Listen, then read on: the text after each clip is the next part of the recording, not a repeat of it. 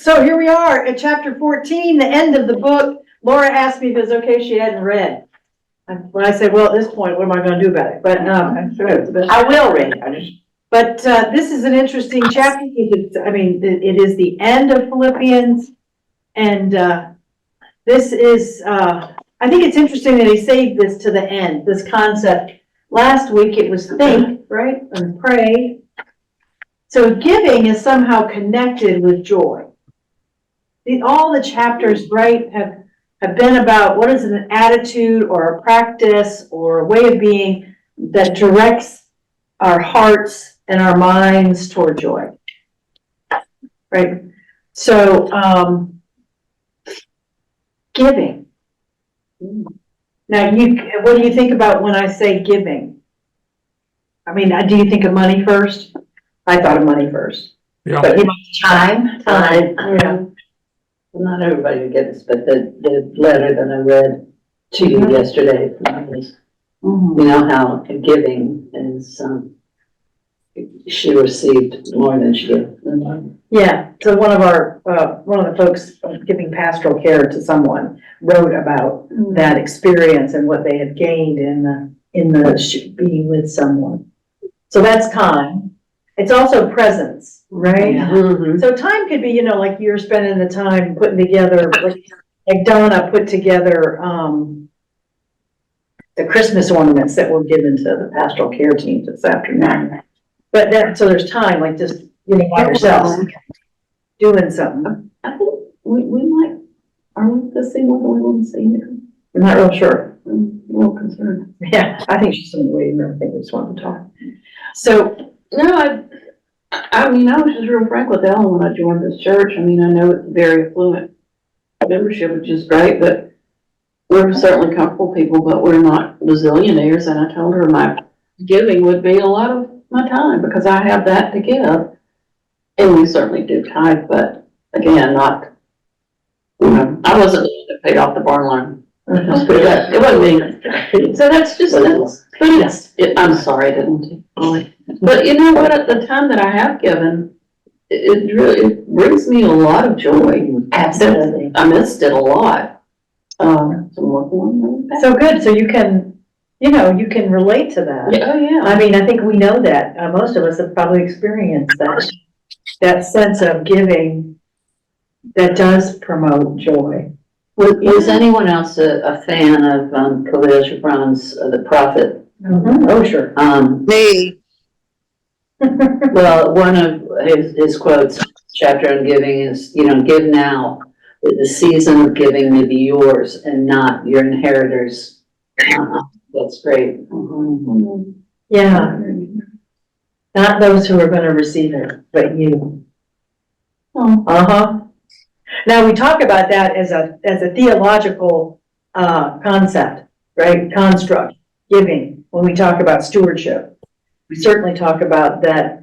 It funds a budget. There's a purpose to the giving, but the theological connection to giving, and quoting Bishop Wright and quoting, I wish 2 Corinthians, God loves a cheerful giver. It's the thing about, do we do it because, or do we receive? When we talk about anything, when we invite someone into a ministry and we tell them that they're going to be fed in that ministry, yes, there's work to do. When you work in the altar guild, there is work to do. Someone's got to wash and clean and set up and make sure there's no lipstick on the chalice and no black spots on the fair linen or whatever it is. And there is joy in doing the work.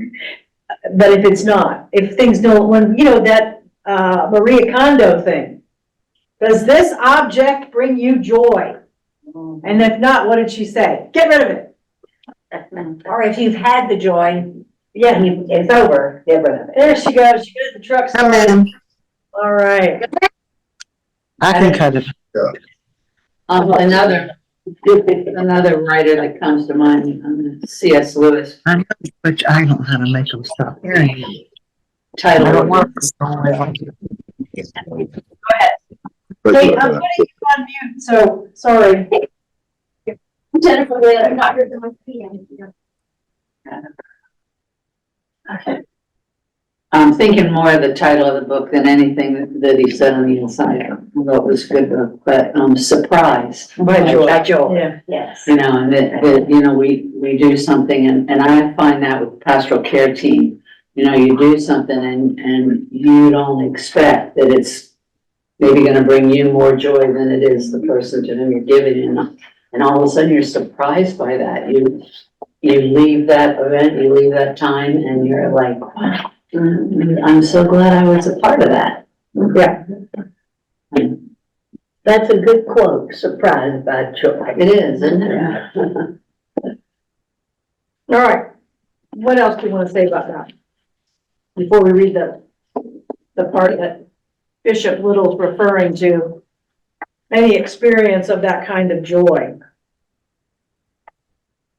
Okay. So he selected the last, it's not exact, I think there's like 5 or 6 verses beyond this, but these 10 verses in Philippians 4. Macy, would you like to read that for us? Yeah, You have some glasses or? I do. All right. I love how we all touch our heads.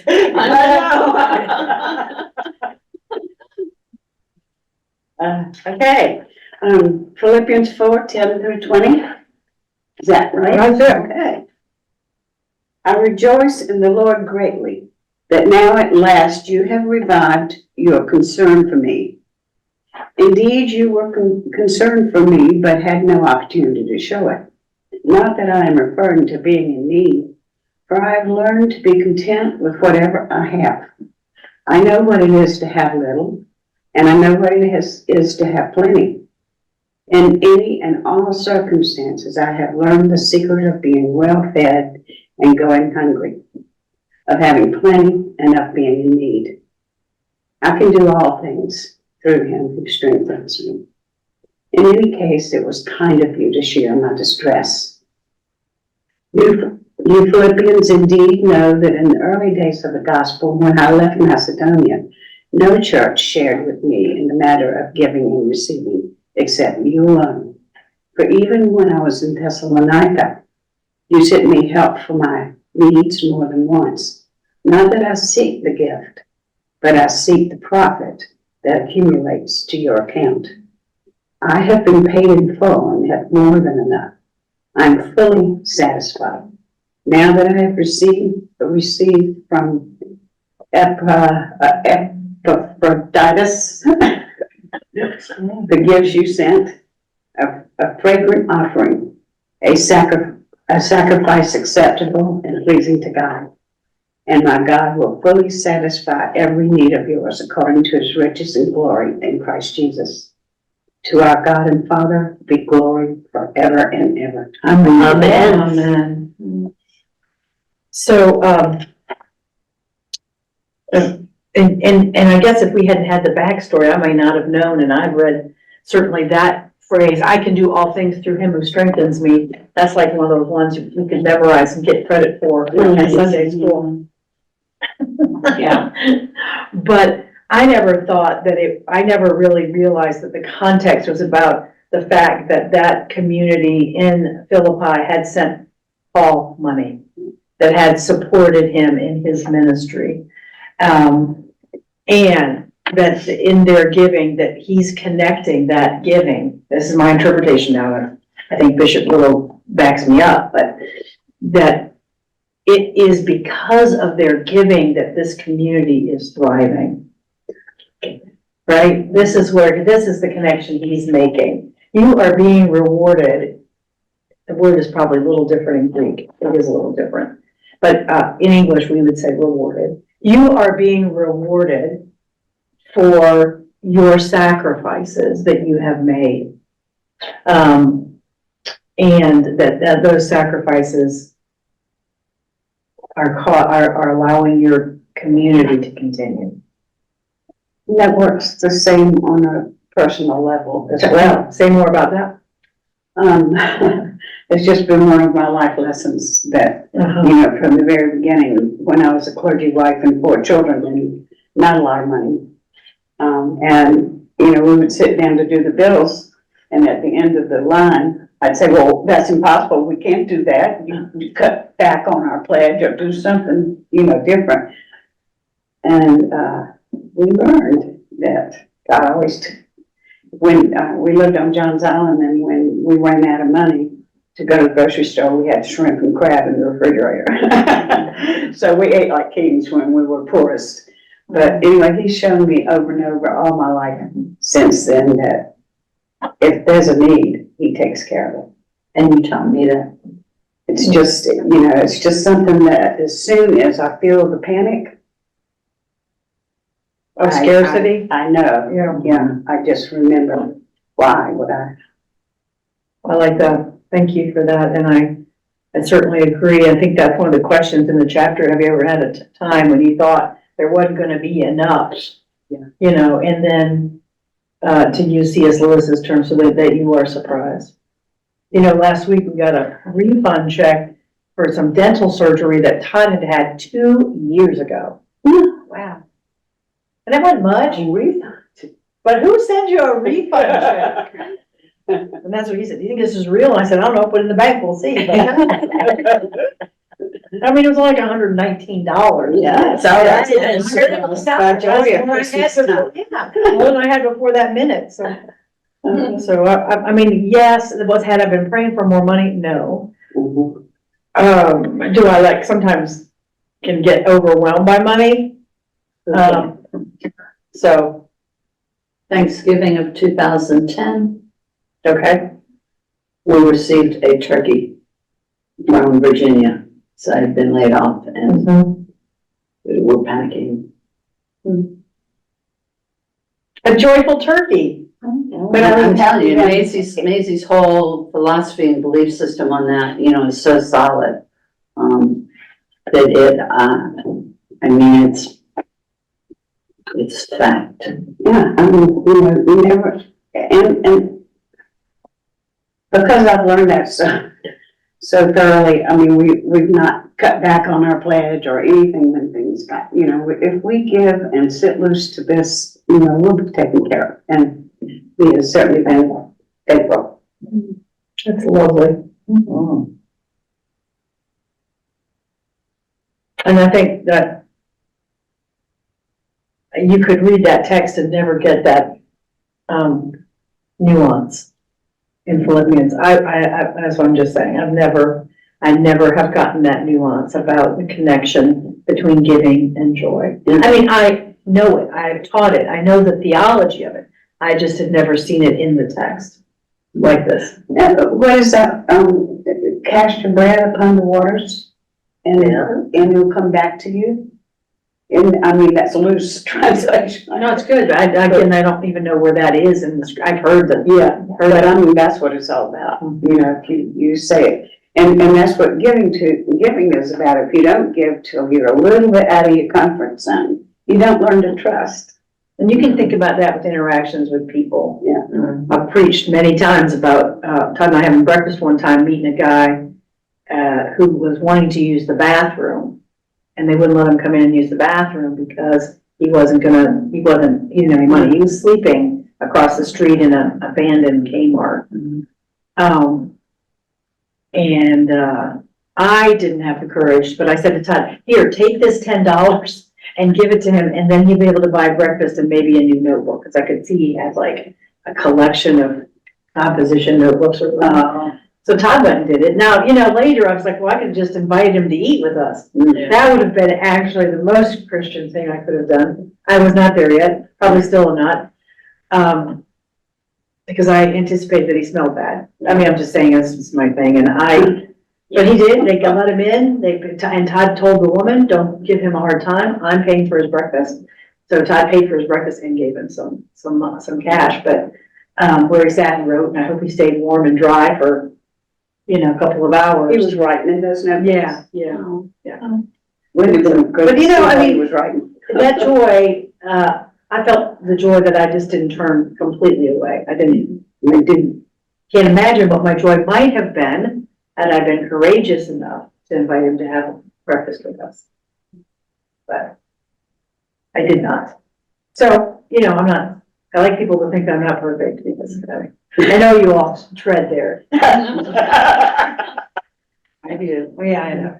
Yeah, and I've had to learn over the years too, the difference between needs and wants. It's been hard for me and I haven't conquered it, but I'm still working on it. Cause I have been fortunate to be married for 52 years to a man who has provided for me and our children. And again, we've always had what we needed. We haven't always had what we wanted. And there is a huge difference. Huge difference. I told, at Thanksgiving, we always, go around the table, what are you thankful for this year? And, for a while, I've been spending a pretty good time at Fishes and Loaves volunteering. And, you come in and you see people and they see a bag of flour or they see a bag of sugar and they're just so excited because they'll say, oh, I haven't had sugar or I haven't had flour, things like that that we do take for granted. So that was what I was thankful for this year. So this is gonna sound very funny to you guys because you do take it for granted, we do. But I'm thankful that I have flour and sugar and cooking oil and things like that in the cabinet. I'm glad you did too. Your cookies are good. Oh, yeah. Oh, yeah. But, we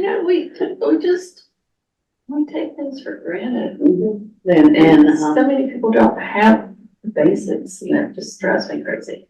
in American Sign Language, this is want, I want that. As opposed to I need that. And there's no mistaking that need is a hook. And the things that I need end up controlling my life. And so, I do think that differentiation between need and want is important. And I think they say it so well. I desire this, I'd like this to be a part of my heart. But needing it gives it the power over me. A dangerous place to be.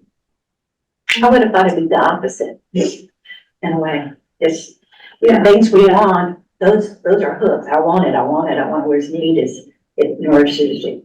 Sustains or. Well, where I used it the most was in addiction, of course. Okay, I got you. I hadn't thought about that. Yeah, and so, if you need something, you're driven to get it. I really need this.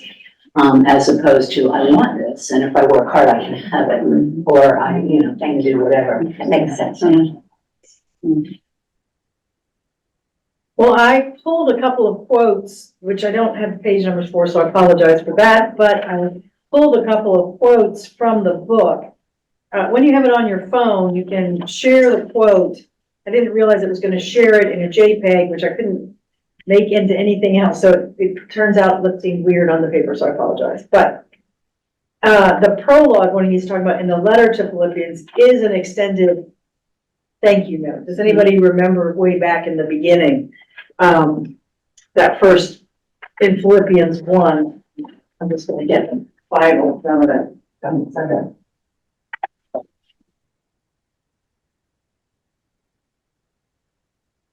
And I hadn't thought of it that way, and that's why I guess it struck me.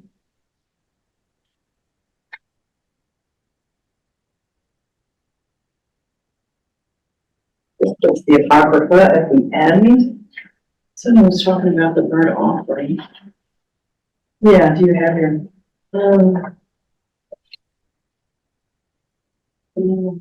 Let's see. I thank my God in all my remembrance of you, always in every prayer of mine, for you all making my prayer with joy.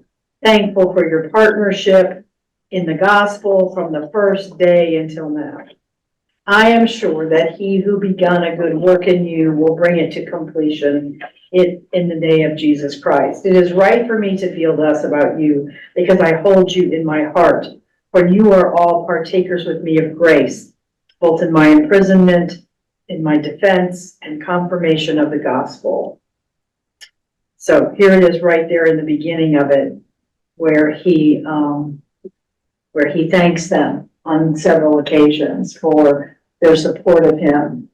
And we know now that's both monetarily and probably in prayer and remembering him with letters And then even some visitations, I think we know who brought the money and all that, because I didn't trust, it doesn't seem like they just sent it parcel post. They didn't send him a money order. It seems like somebody carried that person with the name that's hard to pronounce, carried that, information money, to him there.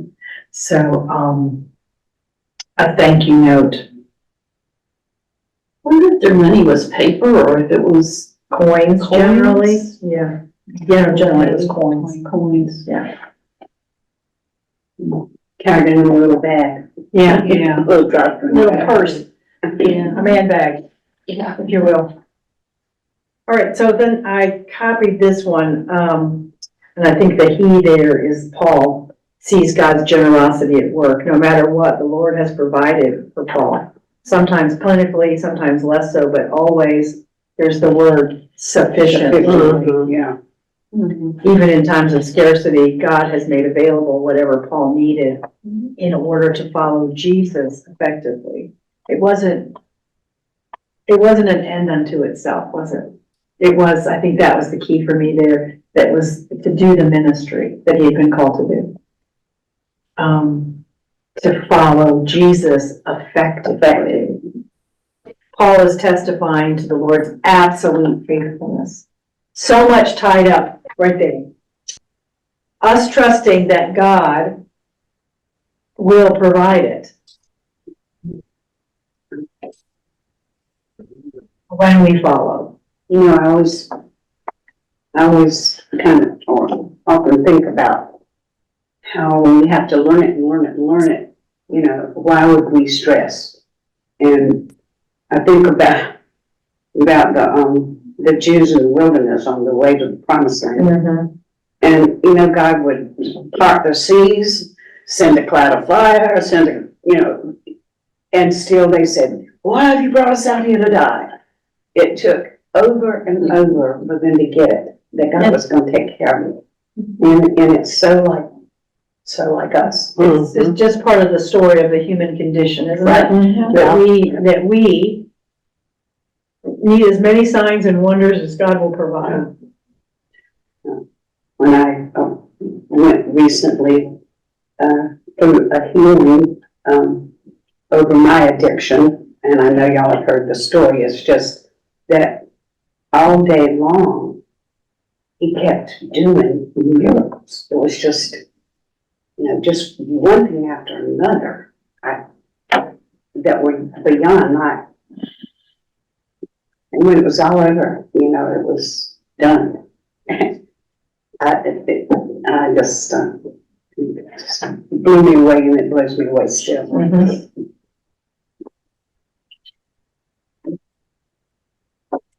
Just looking at her. She's beautiful.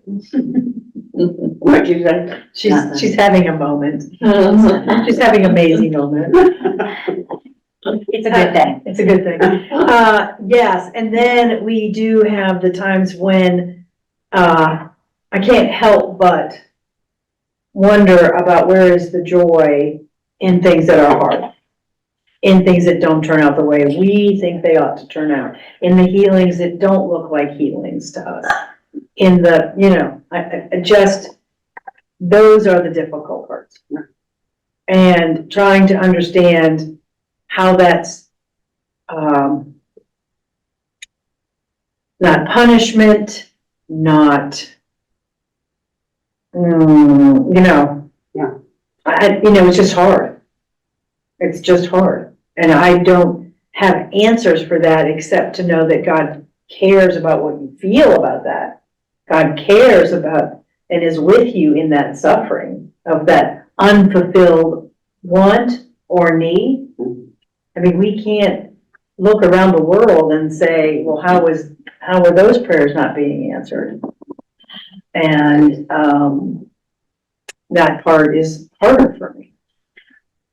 Where you going? She lives right here. She's It's, just like last week, I sat in your office and said, is God just gonna let us die?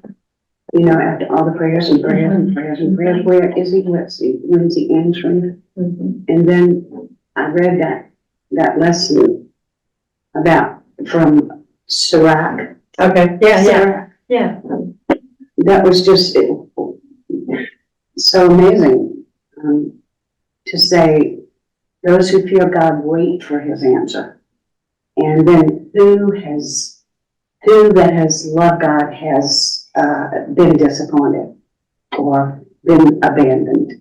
I mean, just, the whole thing just kept on reassuring me, don't give up, don't quit. Sometimes I, say, well. Oh, yeah. I mean, the Psalms are full of the lament. Doesn't mean that we're not disappointed or unhappy or, afraid. Of course that is the case. And then it's finding the joy in disguise. In that You right? process. So that's the process of finding that. Because we don't understand God's ways. That has been clear throughout scripture. God's ways are not our ways. The Bible is full of the examples of that. So it's Our hard. lives are too. And our lives are too. And we do celebrate when that all lines up. Amazingly lines up. I think about when Frank was born and his birthday's tomorrow and he'll be 32. And when he was born, he weighed 2 pounds, and I think about him and all the time, and that, it all worked out. Yeah. He's a grown man, he's in a relationship with someone for the last 7 years, goes to work every day, he pays his own bills, he's in college, he might graduate next year. Keep my fingers crossed. I mean, he's been in school, he's been in, college since he was 18. He's taken some semesters off and that's right, but whatever. And so He's got perseverance. I know that he did, but I also know that he was in the NICU with children who did not make it. Yeah. With children who were blind, with Well, children. God has a purpose for him and he's still working on it. We'll make it. Yeah, but I think God had a purpose for those other children too, and I struggled with that from then, like, why me? Like, but were we better at praying? Maybe. Did we have a lot of people behind us? It helped Todd and I, knowing there were people supporting us, that absolutely helped us continue to go there every day. And try to learn to be parents of a child with a lot of issues. That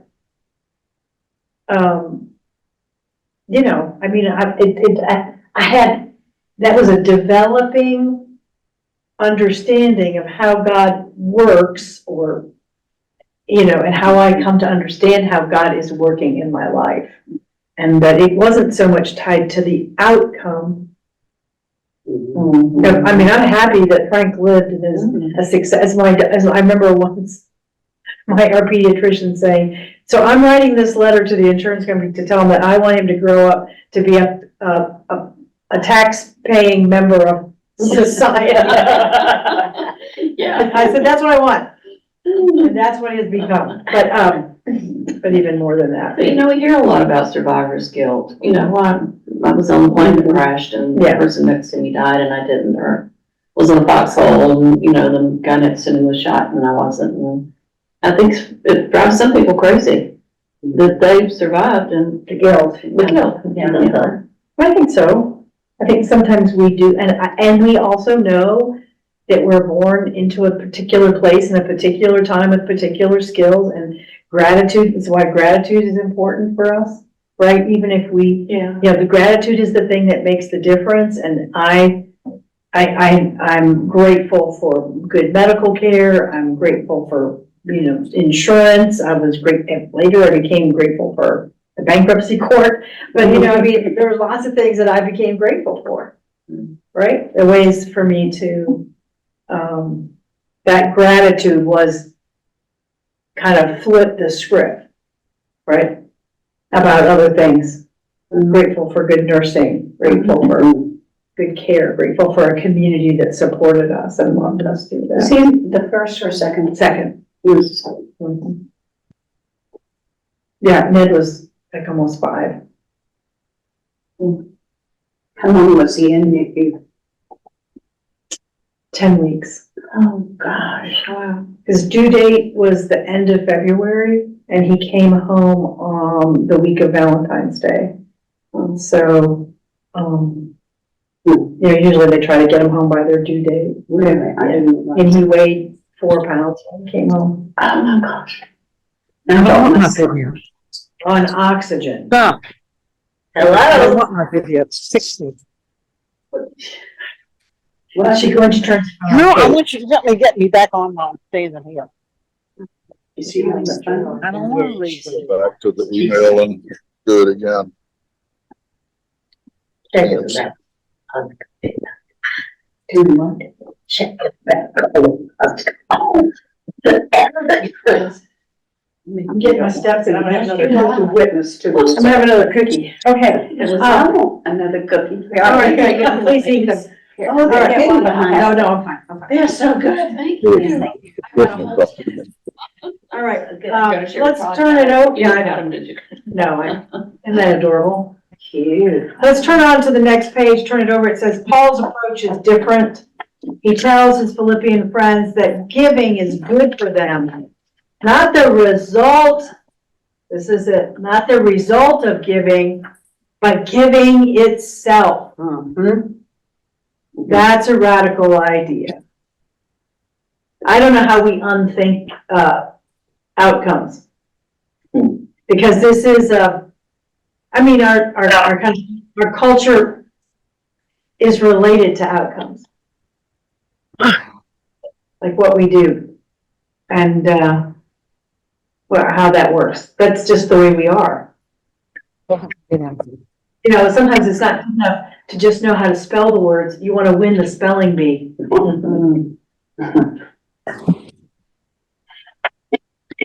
What are you thinking about, Sharon? I see a look on your face. I'm thinking you're pondering something. Well, the result of giving, if we have that in mind before we give and as we give, it's an expectation. And I think that expectation is a dangerous word. Especially, in my lifetime career. Calling right now. I don't want to do anything. Hey, Kate, can you mute yourself? I can hear you. No, can you mute yourself? We can hear you two talking. Oh, sorry. I'll try to. This little. Thanks. You go. Expectation, Webster says, to look forward to. Now, is can you hear me? Yeah, I sure can. Expectation is to look forward to as likely or certain. And if I take. So just wait a minute. I really want to hear this. I understand. I'm So stop getting ready driving. to stop. Can't stay in the middle of the parking lot. If you guys could just mute yourself, because we can't hear in here when you're talking.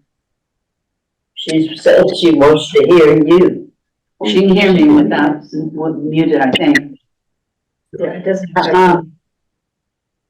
Am I muted? Can you hear me? I can hear you. You can. Okay. I can mute you from here. And then you'll just have to raise your hand if you want to talk and I'll unmute you, okay? Okay, I'm back in the car, so Okay. we're better. We'll be quiet. Okay.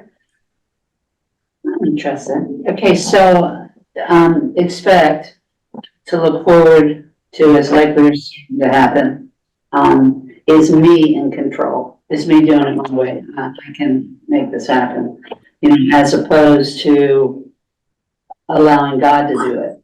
So I think that expectation is a word that gets in our way. And I think we've been taught growing up that we're supposed to have those, but they're not equal. They're not the same as goals. They are, I expect this to, I agree with Webster, likely or certain to happen. And so it takes the gratitude out of, when it happens, then surely I've made that happen.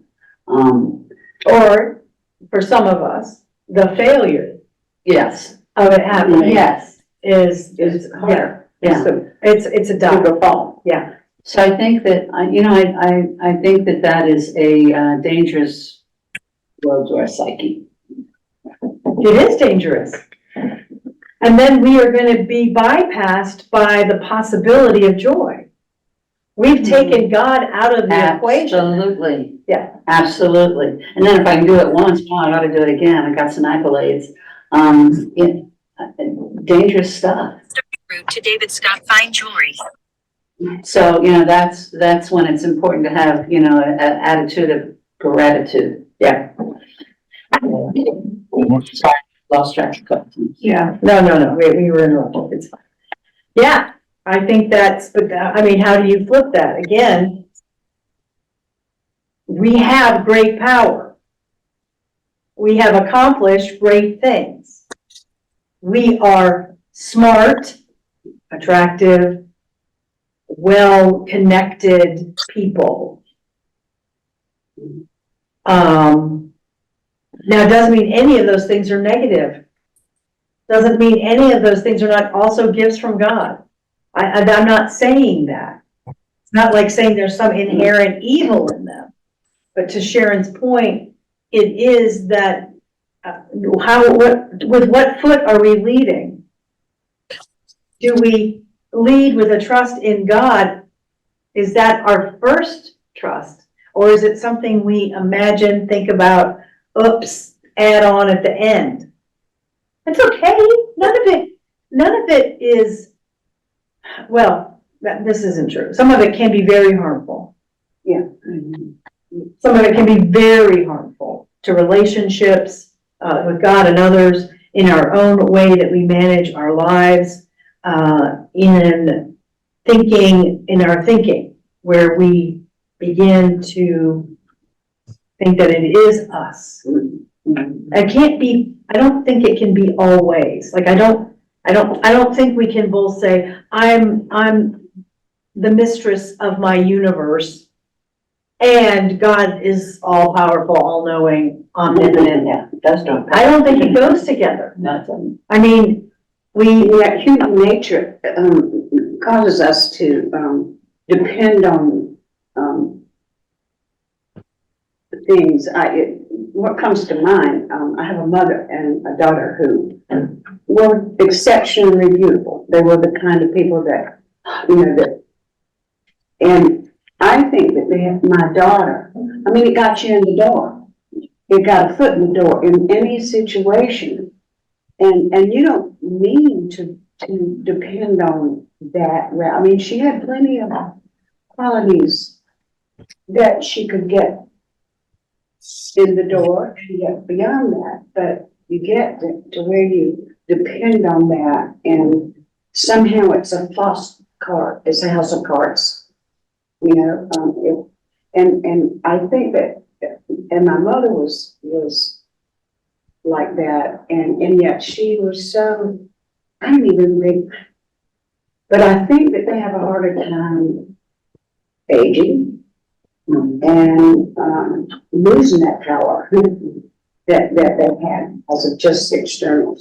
well, think about how many of our fairy tales are around those things, about the things that we think we have, or the gifts that we carry, and their uses in the world that generally turn out in fairy tales, to become evil. If you think about, mirror, mirror on the wall, who's the fairest of them all? Right. That started because she was a beauty. Yeah.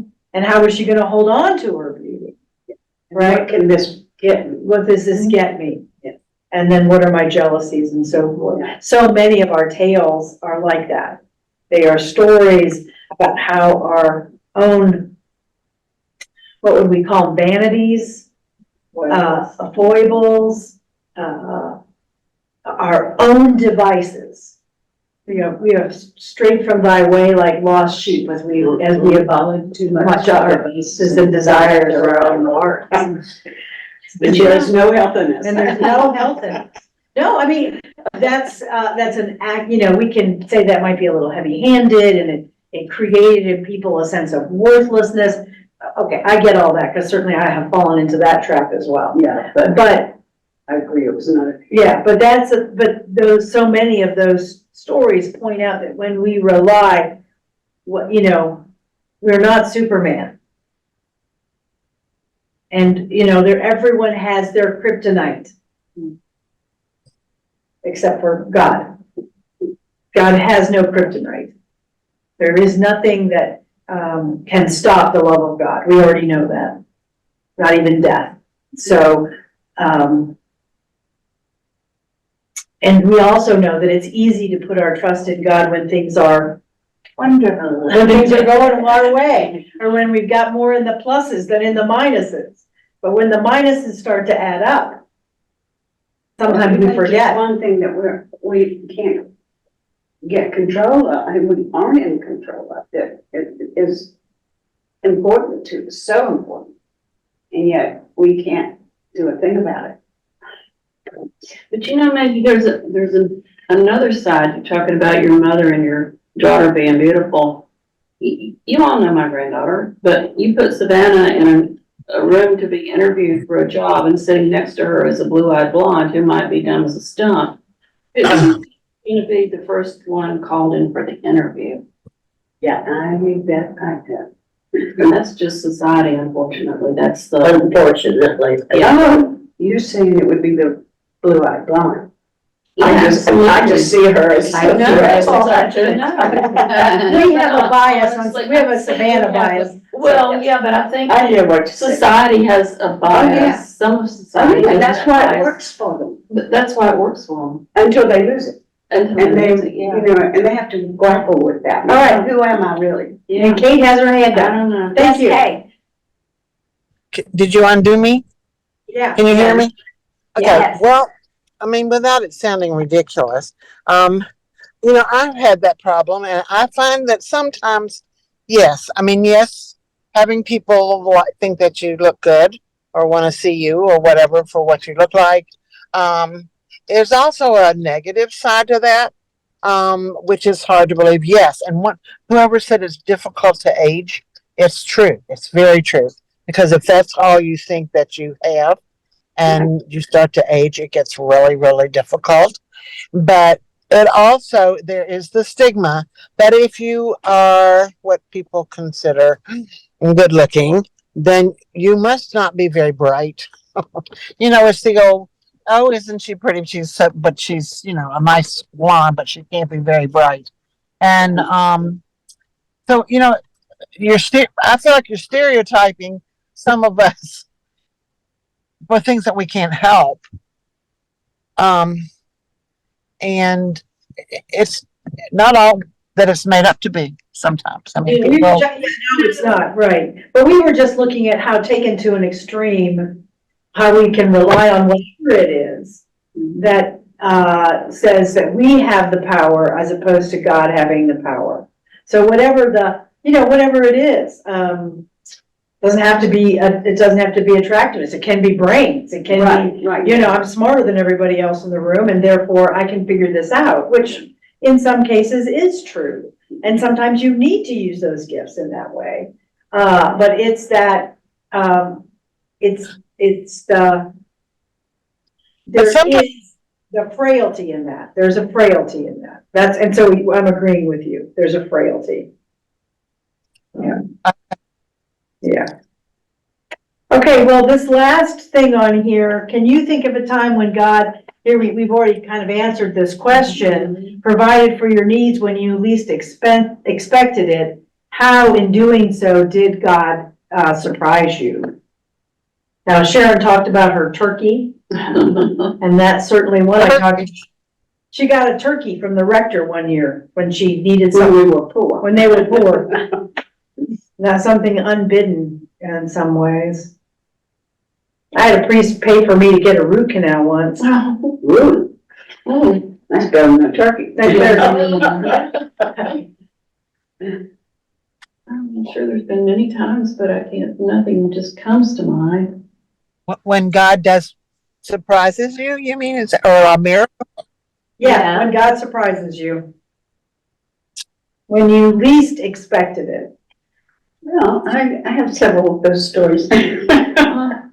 But Well, yeah, I mean, we bought a little house on Edisto by swapping 10 acres of pine trees that Rick's grandfather gave all his grandchildren. His brother found a person who wanted the pine trees, and we wanted this house on the creek on Edisto, and he arranged a swap. Well, I couldn't explain it if I did understand it all, but all I know is that years later, the bank called and said we still owed $1,100. His brother had taken $1,100 for his fee, I guess, although he was a crook. We owed, and we were gonna lose our little heaven on Edisto. For $1,100. Yes, and y'all, it's the honest truth. The bank made an $1,100 mistake somewhere, and it was taken care of. I mean, just out of nowhere, you took that surprise. It was like, it was just too, but you know, that's what this is about. Surprise by joy. It was just so exact that it was just to get our attention, I guess. I don't know, but yes, there have been lots of those kinds of things. Well, I hope that gives you something to think about too, that you're not, maybe you don't, it's not readily coming to mind, or you don't know how to talk about it, but I hope that maybe that question just would surround you today. This question of being surprised by something when you least expect it, and who gets the credit.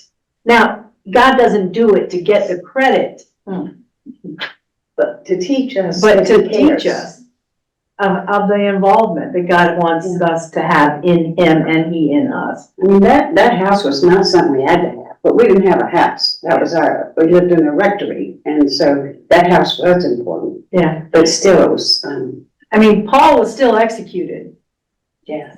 okay? Now, did his ministry, obviously, his ministry continued, Yeah. has continued, is continuing. So, Well- the legacy of that. Kate, Thank you. Well, this is like, I mean, I knew that God had done this, and I think everyone in our family, no matter where you are located in your belief system, was when Eve was born. That's our granddaughter. That she was born, and it was a hard birth. And when I held her, I would say, why are her feet blue? And people would say, well, a lot of babies' feet are blue. And I said, I had 3, and none of them had blue feet.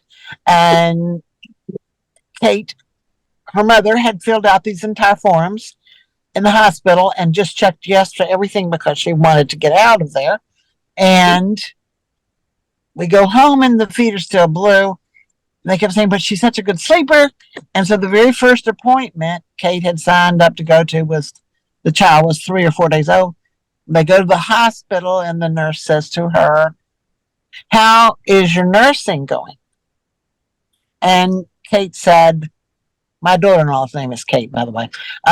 Kate said, oh, I'm not nursing this baby, and I'm not doing this. And she said, oh, well, you checked first on the list to come visit the lactose nurse, or however you say it.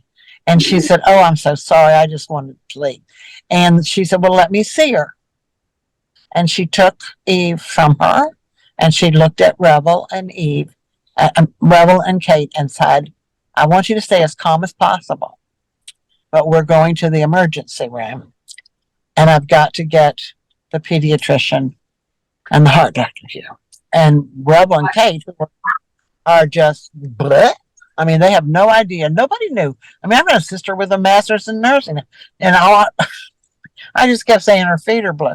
But when they got there and to the emergency room, they called the helicopters in.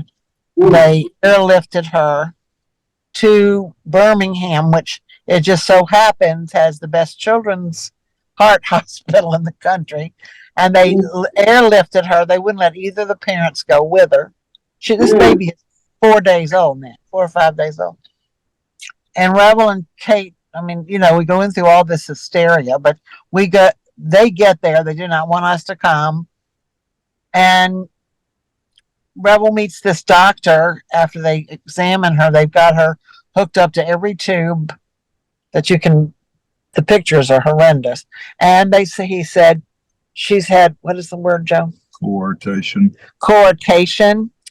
And where you have like basketball players that fall over, you know, when they're older, because they have it. But theirs is like minuscule and it just gets tighter as they get bigger. Eve's was already at like 80%. She was born with it like that tight. So the child is not getting any air, any blood. And so he says to Rebel, we've got her on all these machines. And if I don't have an emergency in the next few hours, we're going to go in and operate, blah, blah, blah, and explains all this stuff to her. It's a 4-day-old job. And Will said, if you don't have an emergency, what do you think this is?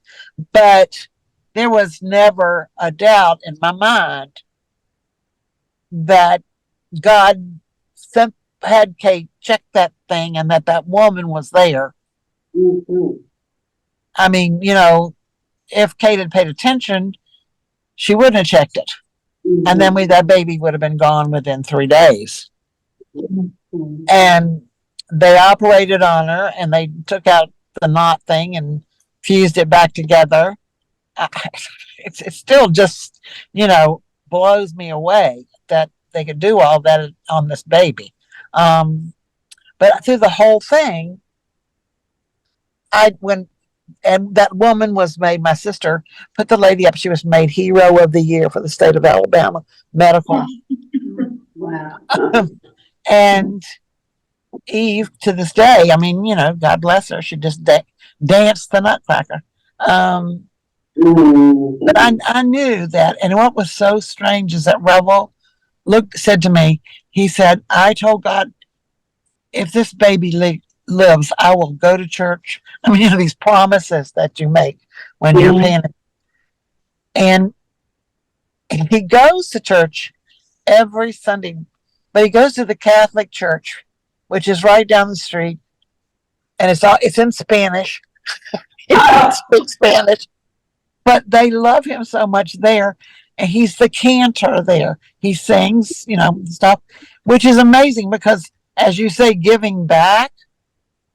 But you know, I can promise you, he would not have been running down to the Catholic church on Sunday mornings to be their cantor. He actually does some of the altar guild work, but he said, you know, I said, well, you're sort of like Abraham and the guys in the Old Testament. I mean, they have this covenant that you made, a personal covenant, and you keep it. And he said, yes, by God, I do. So that's kind of a long story, and I hope I didn't bore you, but it is, to me, one of the most, when people say they don't believe or I have a reason not to believe, I think of that story. That's a great one. Thank you, That's a Kate. great one. Well, that's it. We've gone past time. So, We have. we have extra 11. We will not see each other on Thursday for a couple of weeks, and then on the first Thursday in January, we'll come back together and begin reading some Psalms. My And favorite. the power of Psalms as poetry and as devotion, using Rabbi Feld's book, Joy in the Psalms. So get the book. You can get it on Kindle, I think. If you don't, I think it's on Kindle. It is on Kindle. Yeah. I've already gotten it. Or we have. I've ordered it on paperback because I didn't want to have to. I like to write on it, and I can't. By the time I did all that stuff in the office back and forth, it'd just be another job for Ellen, so I ordered it. Thank you. And then there's copies in the office now where we're selling the book for $25. So, no.